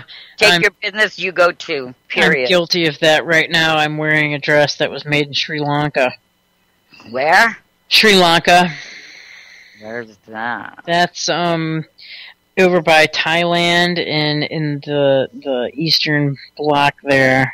Well, anything made in the USA is prison made, just about. Yeah, well, it's true. Yeah, I mean, Victoria's Secret uses slave labor. Oh my God, I never uses slave labor. I do not support Victoria's Secret ever. They suck. I hate them. Yeah, but you know, there's so many companies that use them. It's amazing. It's almost all companies. I mean, you basically can't go anywhere and like buy anything. Why are you going to pay anyone minimum wage when you can get away with paying them 30, 50, 90 cents an hour? Sure. It's going to come here. It's going to come here. It is here. Yeah. That's what happens in prison industry. Most of the inmates, the majority of them are nonviolent criminals that were busted for drugs. And there was no crime other than the drug offense. And those old sentences, when they were giving them 25 years to life, they're still there. Right? Oh, I know. Mm-hmm. Yep, absolutely. That's why we have the biggest prison population in the entire world. Mm-hmm. And we only take up 5% of the world population, but we have millions in prison and going every single day. Just, man, if we could just save the amount of money they spend in fuel, just transporting inmates from court to prison, to county jail. Yeah. You know, the gas alone. Years ago, I remember they calculated in California, or not California, in the county, they spent $500 a year just in gas, $5,000 just in I was going to say $500. Geez, that's about 2 trips. Yeah, $5,000 just transporting inmates from where... That's got to be just one vehicle, Zori, I mean, honest. No, 5,000. Yeah, it's just for one area. I meant, not the state. God, the state. I would love to have how much they spend. God, man, they spend a shitload more than that in Wayne County. I mean, because Wayne County, Michigan is where Detroit is, and the Wayne County Jail is right downtown Detroit, and that's all these guys ever freaking did was, like, transport them to, you know, different their court cases and blah, blah, blah, blah, blah. It was like happening every day. When these statistics were, that was a lot because gas was way down. I forget how much it was then, but it was way cheaper. It wasn't I can't even imagine how much it was now. Oh, that figure is a long time. It's probably... Yeah, it was at least 20 years ago when... Oh, okay. Now. Thanks for... Sorry. You know, yeah, today it would be nothing. Man. I can't even imagine. Can you imagine how much it is today? It's probably, yeah, I can't even imagine. This gas was $1 something, I think, back then, or even under $1. Yeah, see, I was like, $5,000, man. That's got to be for like a two-way trip, you know what I mean? And turn back. That's crazy. That's okay. But not, I mean, really, I don't know. The waste, the incredible waste that happens, and it's just, and it all comes down to an apathetic people. People are just so completely, like, just lost in this. Really, if it doesn't affect my life, I don't care. Yeah, it's so sad. Empathy we're missing. It goes so freaking deep. I mean, you know, somebody has a heart attack and, you know, you got people stepping over them on the sidewalk in New York City. I mean, here's one. It says, passengers finished beer of a man who fell off a train from Moscow to Petushki, whatever that's. This is in Moscow. Passengers of a Russian train finished the beer of a man who fell off while trying to get fresh air during a trip from Moscow to the town. Wow. And left him laying on the ground? The train took a hard turn while he had the car door open, and the unnamed man tumbled off. He left some luggage, including some tools and beer behind. The man's belongings just sat there for a while before a male passenger reportedly picked them up and finished the beer. Jeez, so his shit got stolen too. Oh, he did keep the beer for himself, but the man plans on giving the tools away. What? I'm not giving it to the driver. He'll just keep them to himself. I'm not like that. I'm giving my friends at a car repair, the beer-drinking thief reportedly said. The Moscow Times reported that the event occurred on the, quote, alcoholic train. The alcoholic train? That's what it said. Oh, my God. That's... Hobos? Yeah, man. Oh, my God. You know, that's a rough way to live. My girlfriend talked me into going down to San Diego from Hesperia on a jumper train. We had never done that. Oh, my God. I mean, we got on one, and it was the roughest, coldest, most uncomfortable, dirty. I don't see how hobos did it. I really don't. I would never jump a freight again. Wow. Well, it was rough. Not like when I take my train trips on Amtrak. Some people choose to live that way. You know, if that's what they like, then shit, I say let them do it. Oh, yeah, I agree, but I don't see how anyone would choose that. I mean, it's a miserable ride. You know, it's not like in Amtrak where it's all smooth and stuff. I mean, clanging and cold and dirty, and if you're in one of the box cars. Sure, absolutely. Yeah, but hobos, like I said, they did it. Some people love doing that stuff, though. Yeah. Well, yeah, there used to be a lot of hobos around, especially workers that used to go pick fruits and stuff during season and stuff. A lot of them went by train in the old days. They would hop freights. Yeah. Oh, absolutely. And I mean, a lot of them. You know, that's a lot. They can't do that anymore. People can't do that stuff like anymore because like pretty much these freight trains are covered up and you know. Oh, and then plus they get walked every time. Oh. You know what I miss, and it's really sad. Why did they take the caboose off of trains? Do you know? I don't know. Well, I have to say, lost their jobs. I've got to interject though. That's actually happening down in Mexico. They're still hopping freight trains. So. Well, that's true. That's their main. That's the main highway coming up. Yeah. Through Mexico. But I mean, the caboose, that was always a big deal to us when we were kids, waving at the caboose, and he always waved at you. Yeah, absolutely. Yeah. And when they took it away, I mean, that's where your brakeman rode. And then, you know, every time it stopped, the brakeman had to walk the train. But... That's right. Yeah, and they cut back. My friends own a hotel up here in Castella, and it's all cabooses and freight train cars. Oh, and wow, and they turned it into a hotel? Yeah. That's a cool-ass idea. How cool is that? Railroad Park, and people come from all over the world to stay there. And, you know, they painted them, and in the inside you could still walk up and sit up in the top and look out the window. And it's all a bed, and it's, you know, they just fix the inside. And then they have the big freight train, and that comes with a bar in it and all. But, yeah, and you see them, they're all lined up, and most of them were donated to him. He just had to get them to the park. Uh-huh. That's pretty cool. What a great idea that is. Yeah, look it up sometime. Railroad Park in Castle Craig. Castle Craig, California. I'll look it up right now. Yeah, it is. It's neat. I have one. I always stay in this with one same caboose because my girlfriend, my best friend at the time, married the guy whose father started it all. And he still gets cars donated. And it's so cool because the creek runs down behind it. And they never used to have phones in there, but now they have phones and a TV. But, yeah, they're cool. It's fun staying in them. Dude, I got it. And, oh, my God, how cool is that? Isn't that cool? That's cool. Yeah. Damn. So, well, it says Wells Fargo and Express. Look at that. They've got the dining car all jacked up. That's cool. Oh, and the best lobster. Oh, God, they get it thin and fresh every day. And then you have the Castle Craig's right behind it.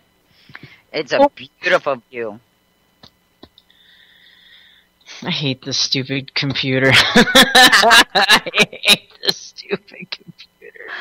Oh my God! I accidentally clicked on like Road Dog's thing, and then I went to put the railroad start in there, and it put his chat and go thing. Sorry, dog, I didn't mean to do that. I certainly didn't mean to do that. So now I'm going to put what I really meant to put in here, because it's pretty cool. That so how far is this park away from you? Oh, 30 minutes. That's awesome! If I ever come visit you, dude, I'm staying there. Yeah, I have my one favorite one because, well, in the beginning we didn't have the fence there going into the creek. Uh-huh. And I got up and I'm new to it, so I would just get up and run to the creek and go swimming and everything, so they always put me in the back one. They have a lounge, a bar. We had a bachelor party there, and they were just building the bar, so they didn't have the red carpet and the velvet drapes and all that. It was just, you know, built.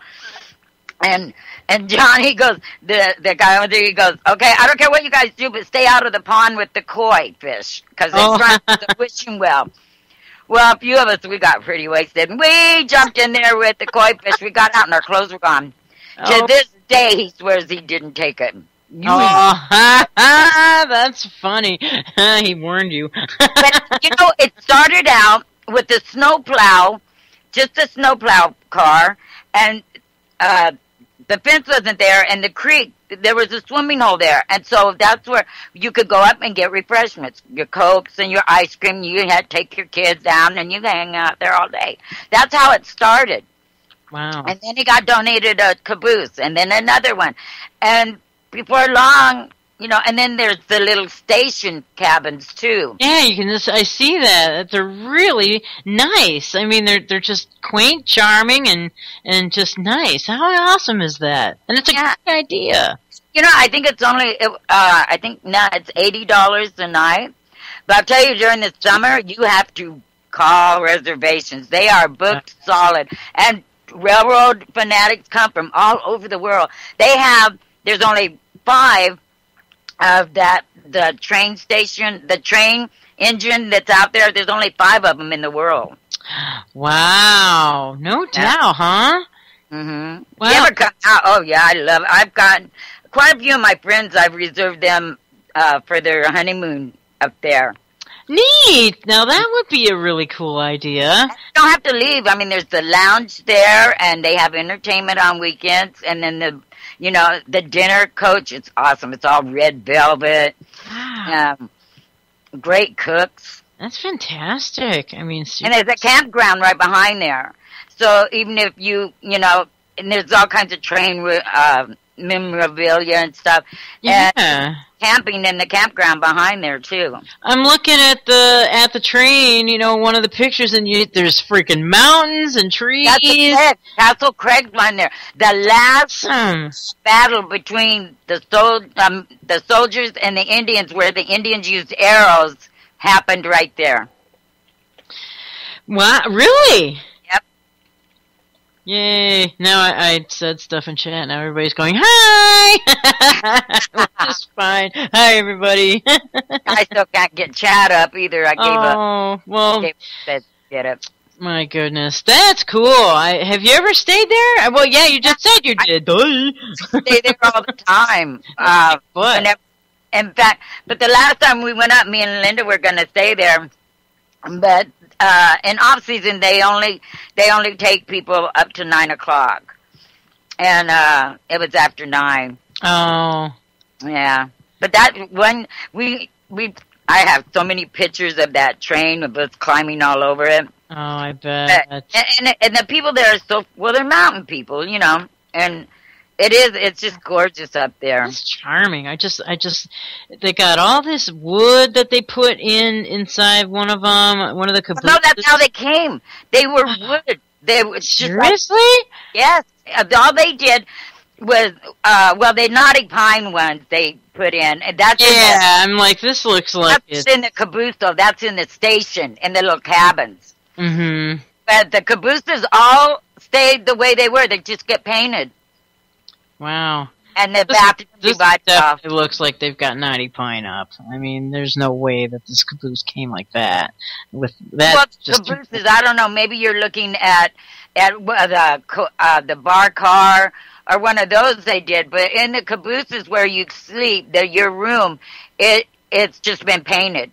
Yeah, there was a couple of ones that looked like they were just painted, but then there's this one that I'm looking at right now. And it's got knotty pine all over the place, and it's it's a bedroom. There's a bed there, and it's in the caboose, or not? It's not in a boxcar. It's in a caboose. You can see the little elevated chair up there, and the little ladder getting up there. And they got a new one since, because I haven't stayed there in a couple of years. Yeah. Yeah, because most of them they're just painted, and they didn't even the pole. The pole to climb up to go up to the top window thing, it's still the same one. They had the plumbing pipe is going along the top, but yeah, it's fun there. I mean, it's caboose number 27. I have to go up and check out caboose number 27. Cool, it's a red Santa Fe one. It's pretty cool, man. Yeah, my daughter's godmother is one of the owners now. His father that started it and put it together passed away not too long ago. Oh, that's too bad.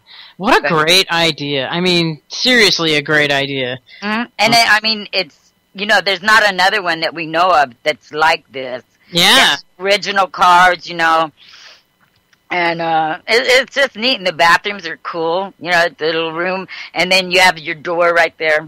But it is awesome. Yeah. Oh. It's great. And then the campground behind there. So. Neat.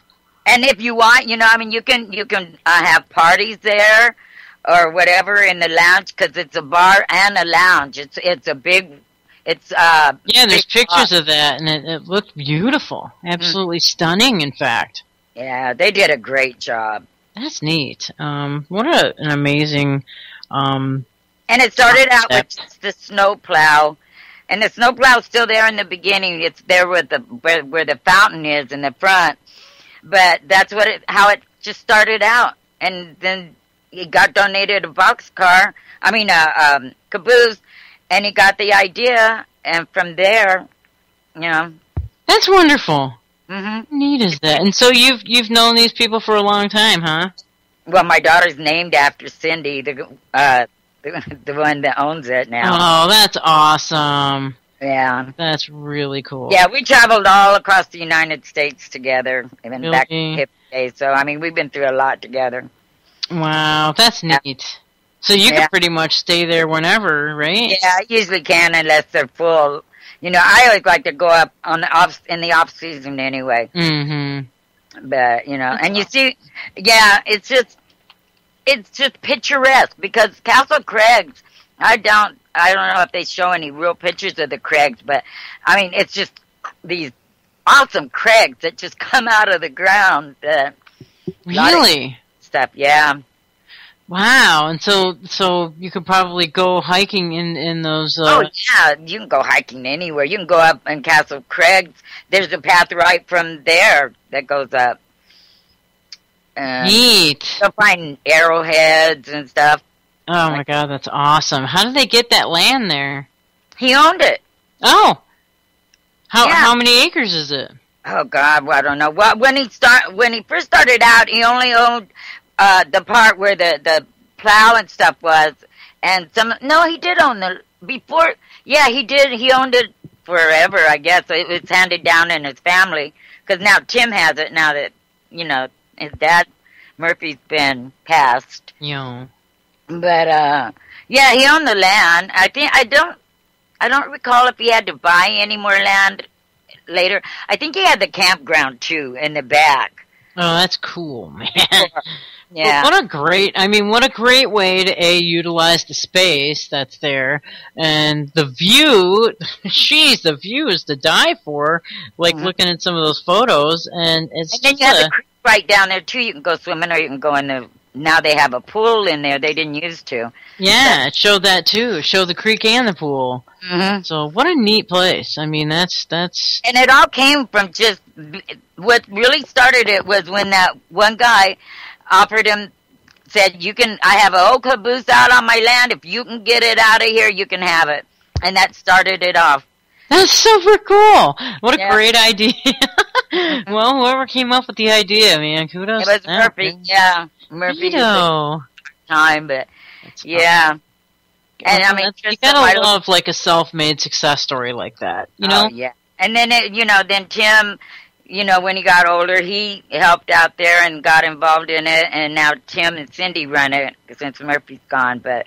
I mean, literally, you can live in one of those things. Oh, yeah, you could. Well, in one of the box cars, maybe, but the caboose, there's no, stove or nothing. It's just got a little microwave and a little coffee maker and, what's in usual. Like a hotel room. Yeah, that's what it is. But I've gone up there and stayed for a week at a time. When I want to get away, that's usually where I go. That's super cool. Yeah. And then just right up the road, you have the headwaters to the Sacramento River, where it starts out, the water, you see it coming out of the mountain into this little pond, and it drops off. And then by time it gets down to Redding, it is a full-blown, like, as wide as the Colorado River. Wow, that's amazing. Yeah. That's where a lot of people used to go get their water before these chemtrails. You could not get more pure water. And right there, you just stick your jugs in. Even when I moved away, I still went up and filled my jugs with the water. But now, because there was snow from Mount Shasta. Right. Yeah. And I got married at the headwaters just because I had never been to the headwaters of a river before. Wow, that's cool, man. Yeah. It's a beautiful place. I mean, it's beautiful up here. People think of California and they think of, L.A. or stuff. Not necessarily. I mean, Northern California, you think of redwoods and stuff and giant woods. I mean, from where I live, I can see Mount Shasta and Mount Lassen, both volcanoes. Man, are they active volcanoes? Oh, yeah. They haven't been out in a long time, but like Shastina, yeah, they're considered active, but it's been many, many, many years since, but Are you in a volcano zone? Well, what I'm in is, see, if you go from where I live and then you go past it, all the rocks go the other way towards Wairika. And the lava, the flow, it's all, you see big boulders and stuff from when it went off before. So on this side, we're pretty safe. But anymore, they give you a lot of warning before a volcano goes. Yeah. Wow. Well, at least they'll try. Yeah. I worry more about the dam than I do the volcano. Yeah, I would too. Mm. Jeez, that would be terrible as well. I mean, I know, it's either burning or drowning. Hey, good Lord. Yeah, or fire. God, yeah. That's bad. Joe, well, but anyway, anyone that comes to Northern California, you should stop at Railroad Park. It is, and it's just, you're so relaxed there. And you have the creek running behind it, and so you have that water sound. Neat. Yeah. Yeah, that's awesome. Yeah, it is. It's cool. Oh, well, that totally brought us right up to the end, and we didn't even really get in anything heavy, so we're just good for 2 days. That's great. Yeah. I just don't feel like doing that this week. You know what I mean? I'm like, I'm freaked out is what I am. I'm just so. I am too. And I get very emotional, and I think, of the babies and the innocent people that are being killed by us right at this minute, something that most of us have never lived through, and then it just starts building in me. So today was good. Thank you, everybody. Hope you're not disappointed. No, yeah, I hope you guys aren't bummed because we didn't get in anything serious. We just pretty much yapped the whole time. But if you want serious, stay tuned because right after us is Kevin Blanche, Post Ignorance. So if you want serious, there you go. You got serious F-bombs there, man, coming up. Just gotta love that man's style. Yeah, I do. I really love the style. I don't agree with everything he says, but I don't even care because his delivery method is so they say a person who uses cursive words is more trustworthy than one that doesn't. Oh, that's interesting. Yeah, it is. Well, I swear all the time. Hey! Alright, then at 6 o'clock is the Ocellia check. The Ocellia Effect with Chuck Ocelli. Yay, Chuck! And at 8 is the Continual Condition with Jonathan and Steven. And at 9, guys, here we go. Tonight is Tuesday night. Starting at 9 is All Things Apocalyptic with G. Michael Hoff. Yay! He's the creator of the apocalyptic card deck. God darn it! Can't even. Hang on, it's right Can't here. think of the name of it They're either. all conflicted. He's the creator of that. So then after that, guys, Dan and Michael, Prime for Time, and then Preference After Dark is 11. So stay tuned to CY TV. Have a great day. Yep, Bye.